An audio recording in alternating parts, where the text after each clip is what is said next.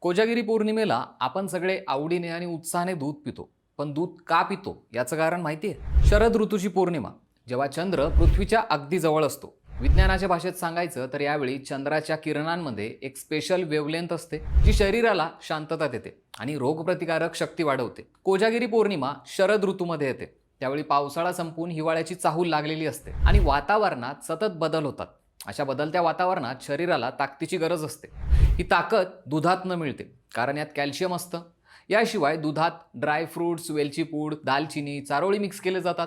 या पदार्थातल्या गुणधर्मांमुळे दुधाची गुणवत्ता आणखीन वाढते. त्यामुळे कोजागिरी पौर्णिमेला मसाला दूध प्यायलं जातं. हे दूध अमृतासारखं मानलं जातं. ते दूध प्यायल्याने पोट साफ होतं, झोप चांगली येते आणि सर्दी खोकल्यापासून दूर राहता येतं. कारण चंद्राचे किरण सिल्वर आयन्स तयार करतात, जे अँटीबॅक्टेरियल असतात.